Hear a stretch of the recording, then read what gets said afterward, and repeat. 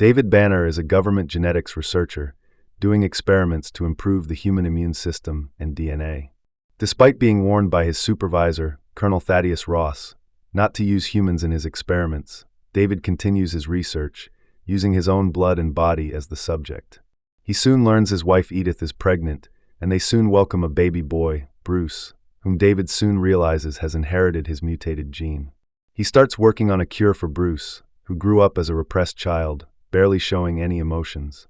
Ross soon learns of David's dangerous experiments and kicks him off the project, so David rigs the base's gamma reactor to blow in a fit of psychotic rage. Now thinking that Bruce is too dangerous, David races back home and breaks the news to Edith, but when she tries to stop him, David takes her life, all while little Bruce hears everything. These nightmares stayed with Bruce, who grew up in a foster home, changing his name to Krenzler. His foster mother was very supportive and motivated him to become a scientist. In the present, Bruce works as a scientist at the Berkeley lab along with fellow scientist Harper and recently ex-girlfriend and Thaddeus Ross's daughter, Betty Ross, where they develop nanomeds.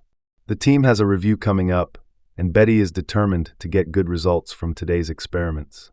The team places a toad inside their gamma reactor, releases nanomeds, and hits the frog with gamma radiation.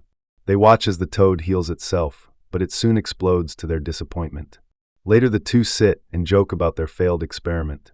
She brings up his real parents and wonders why he doesn't want to find them, but Bruce reminds her they died before he could remember anything. The following day Betty meets Glenn, a former soldier who used to work with her father, now representing 8Heon, a private research company that runs the lab on her father's military base. He then reveals the true reason he is there. His company has heard about their nanomeds research and is offering Betty a position with the company with a handsome paycheck and part ownership in their patents, but Betty asks him to leave. That night Betty notices a new janitor in the hallway and asks for the old one, but learns he is dead and this is the new guy. Bruce is left alone at the lab looking at a picture of Betty. He recalls the day they took the picture and the memory or dream she told him about. She was a child at the base with her father when he was called away for an emergency. After a while, she saw a large green explosion, and an adult Bruce came for her and tried to hurt her. In the present, Bruce leaves the lab, but something catches his eye. He goes to check it out and sees a poodle that snaps at his hand, so he leaves it be. After he leaves, the new janitor enters his lab and takes a follicle of Bruce's hair. Bruce is at home that night going over the test results from earlier when he falls asleep and is frightened awake by a dream. He hears dogs barking outside and looks to see an old man and his 3 dogs, but they are gone the next second. The old man is the janitor, and he turns out to be a now old David Banner, who tests Bruce's hair and confirms that he is indeed his son. Bruce gets in the next morning to see Glenn already there, but asks him to leave. Glenn tells him his research could be used by soldiers to instantly regenerate on the battlefield, and his options are a friendly offer or a hostile takeover, but Bruce isn't interested, so Glenn promises to keep in touch. Later the team is about to perform another experiment when Harper notes there is something wrong with the gamma reactor. He accidentally activates the reactor and gets himself stuck inside. Bruce comes to help him and manages to get Harper into a mask, but is unable to stop the reactor, so he takes the full blast of the reactor's gamma burst. Later he is recovering in the hospital when Betty comes to check on him. Harper is doing fine, but she is worried about Bruce as he should be dead. Bruce tells her he is feeling great, even more than 100%, as his previously bad knee now feels great. She still cannot shake her bad feeling, but Bruce reassures her everything will be okay. That night though, Bruce's body goes through an immense change, and something seems to come alive inside him. Later he jumps awake to see David sitting inside his room. He tells Bruce his true last name is Banner, and he has been keeping a close eye on Bruce for a while. He knows of Bruce's accident and the real reason he is alive and offers to tell him everything. Bruce, still unaware who David is, politely declines his offer and asks him to leave, until David reveals that Bruce is a product of his physical and mental prowess. Bruce was always told his parents were both dead, but David had been locked away in prison for 30 years for his actions on the military base. The phone rings, but David stops him from answering, suspecting that it's Betty, and tells Bruce she is not who she seems, but Bruce angrily demands he get out, his anger seemingly getting the better of him. Later David recreates the gamma experiment from Bruce's lab and turns a normal rat into a snarling mutated creature. The following day, Betty reveals to Bruce that her father wants to talk after many years, and later she meets the now General Ross in a restaurant. He cuts to the chase, revealing that Glenn had noticed things around her lab and asked him to do some checks. He has found out Krenzler's true identity, but is not at liberty to say, something she has heard many times. She was hoping to reconnect with her father, but can see he is no different from the man she knew before. Troubled by David's words, Bruce does his own research at the lab and realizes there is something growing inside him, and soon his repressed memories begin to resurface in painful headaches, causing his anger to get out of control. He hears a voicemail from Betty telling him that her father is planning something with him and the lab, and this along with his memories pushes him over the edge. He stumbles from the lab, body trembling from the anger, and his skin taking on a green hue. Then the transformation begins. Bruce's body begins to grow, his clothes and shoes ripping, and his skin turning green until he becomes a 7-foot muscular beast. He begins to trash the lab, tossing around heavy objects with ease and crashing through walls like they were made of paper. He gets to the gamma reactor, the thing that made him this way, and tosses it out of the building, destroying the cop car that responded to the commotion. Bruce, still in his Hulk form, then notices David, who comes over to him like a longing father. Hulk recalls his earlier days with David, but the memory of that fateful day enrages him, and he jumps through the roof of the building, disappearing into the night.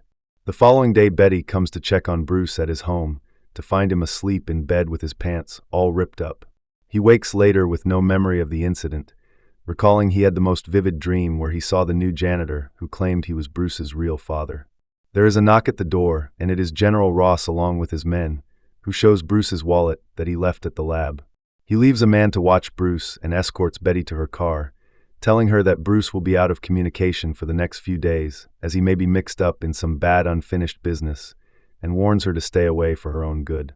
Despite this warning, Betty tracks down David's address, wanting to talk to him about what happened at the lab last night. She explains that her father has taken an interest in Bruce, but David scolds her for allowing her ignorance to bring Bruce trouble. He knows his son is unique, and for that his existence will be viewed as a threat, but he can see that Betty is in love with him.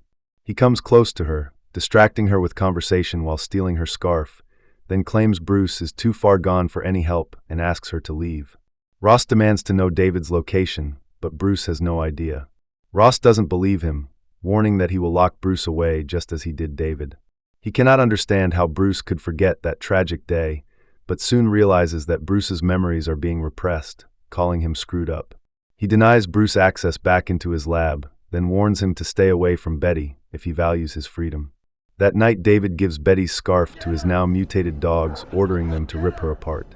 Bruce observes Ross's men standing outside his apartment when he hears a cell phone ringing from under his couch. It is David who tells him of the visit he got today and that his hand has been forced, but Bruce demands to know what is wrong with him. David explains the experiments he did on himself and that a genetic alteration was passed on to Bruce, but now what has been unleashed. He plans to harvest its power. Bruce refuses and plans to isolate and treat himself, but David has other plans for him. He reveals he was able to use Bruce's DNA on his dogs, and they should be paying Betty a visit very soon. This news enrages Bruce, but before he can leave, Glenn comes barging in, accusing Bruce of going to Ross behind his back. He starts to manhandle Bruce, who tries to explain that Betty is in danger, but Glenn persists in bullying him. Bruce has had enough, and he throws Glenn with ease before beginning to transform into the Hulk. He sends Glenn flying outside, where Ross's men open fire on him, but this angers him, and he grows even larger before taking out the men and escaping. Betty is at home when she hears a sound, and heads outside with her flashlight, where she stumbles upon the hulkied-out Bruce. He picks up Betty and places her on top of her car, and she can see Bruce behind the Hulk's eyes. Just then, David's mutated dogs come into view, so Hulk puts Betty inside her car. The dogs all attack Bruce at once, who is throwing them around with his brute strength. The dogs are persistent and eventually begin jumping him, but one of the dogs makes the mistake of biting the Hulk's nuts, so he fights off the dogs, punching the same dog in its own nuts. He jumps to the trees, but the dogs follow him up there, and eventually they fall back down to the ground. Hulk has had enough. He punches one dog down the throat and vaporizes it, and sends the other flying after it tries attacking Betty. The third bites into Hulk's shoulder, so Hulk expands his muscles, breaking the dog's jaws before ripping it open.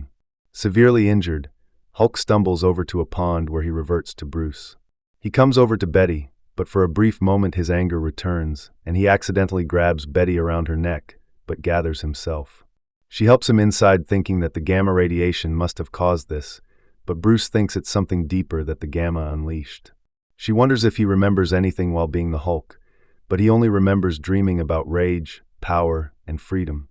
The next morning as Bruce sleeps, Betty calls Ross asking for his help and gives up their location. When Bruce wakes, she tells him she thinks his anger is triggering the nanomeds and it could be coming from his repressed memories. There are things he still doesn't remember, but one thing he knows is that when the Hulk takes over he kind of likes it. He then hears a sound outside, but when he checks he is shot with a tranquilizer dart and falls into Betty's arms, who apologizes. Bruce is transported via helicopter across the vast desert before he is moved onto a truck and transported under heavy military guard to a secret underground facility being run by General Ross and secured in the lowest part of the structure. Betty starts regretting calling Ross as he plans to keep Bruce locked up as long as possible as he poses immense danger to the public. Betty wonders why he is afraid of Bruce, but Ross notes that Bruce is David's son, and he is destined to follow in his father's footsteps. Betty knows that Bruce is still alive because the military is trying to use him as a weapon, but she just wants to try and help him in the meantime.